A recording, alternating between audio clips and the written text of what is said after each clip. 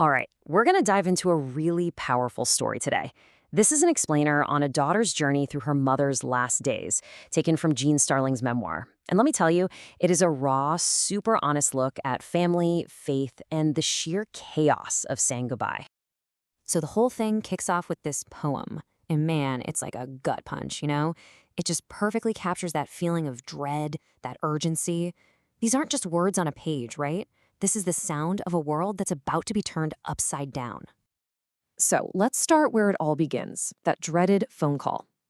We're going to look at that initial shock, the journey home, and what it's like to walk right into the heart of a family crisis.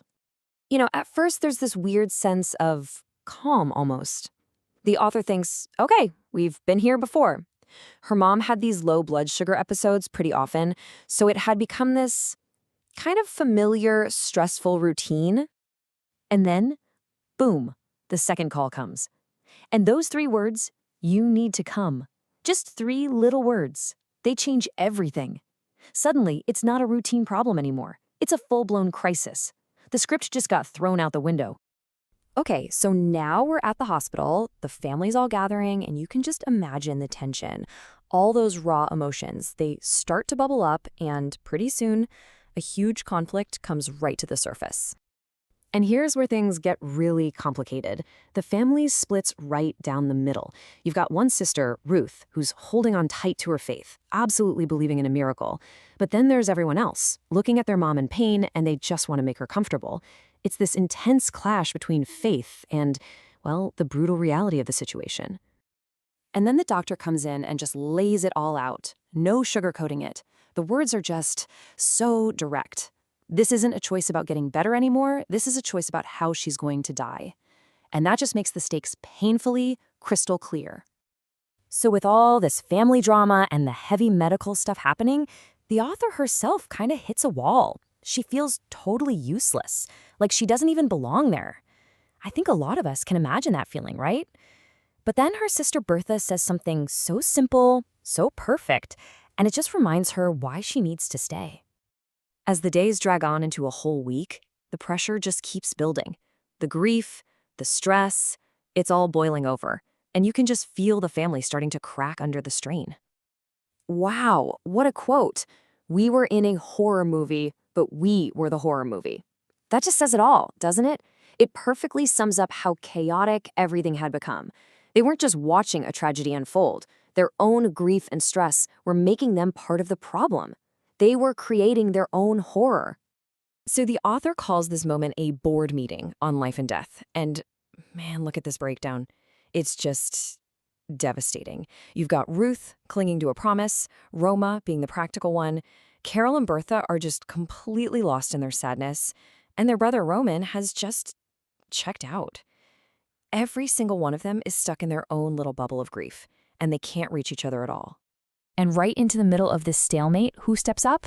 The author, the same person who felt so useless just a few days earlier. And she just cuts through all the chaos and makes a decision. And for the first time, this family that's so lost in its own pain, they actually listen. And that decision, it leads us right here to the emotional heart of the whole story. The last few incredibly intimate moments between a mother and her daughter. So the scene just zooms in, right? All that family chaos fades away, and suddenly the author finds herself alone with her mom. And it's the critical moment. You'd think she'd feel relieved, right? Like her shift is over. But nope, that feeling never comes. Instead, it's this dawning sense of urgency. She knows something is about to happen. So here's how those last heartbreaking moments play out. The nurse gives her this set of instructions, almost like a procedure for something so personal. And the author just follows along.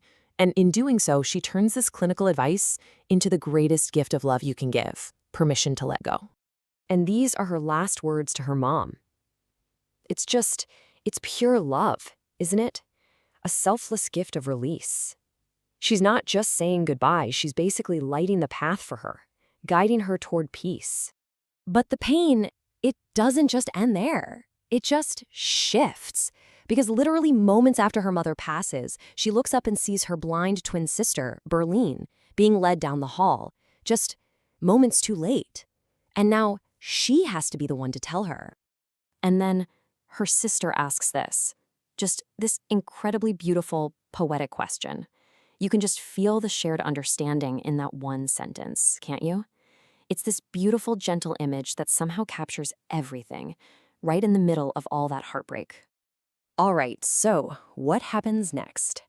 This final section is all about the aftermath, that strange new world you enter after a loss like this, a world of grief, memory, and just massive, life-altering questions. So after the funeral, they start going through her mom's things. And you know how objects can do this? They become these little time capsules. A wooden pastry bowl isn't just a bowl anymore, it's the memory of biscuits and talks they had. But for the author, these things are also a painful reminder of all the time she lost, all the memories she didn't get to make because she lived so far away. And even when she goes back home, she can't shake it. The trauma is physical. She says she could smell death, taste it. Grief wasn't just some abstract sadness. It was a real, physical thing that was consuming her from the inside out. There was just no getting away from it. And all of this grief, it leads her to a major crisis of faith. It really all boils down to this one huge question. And then more questions. Her mind is just racing, screaming with these things that have no easy answers. Losing her mom didn't just leave a hole in her family. It blew a hole in her entire worldview, making her question absolutely everything she thought was true. And that brings us to the final, powerful point of the whole memoir. A loss this big doesn't just end one person's life, it completely and permanently changes the people who are left behind. The experience changed who she was, forever. And it really makes you think, doesn't it? How these moments of grief end up redefining every single one of us.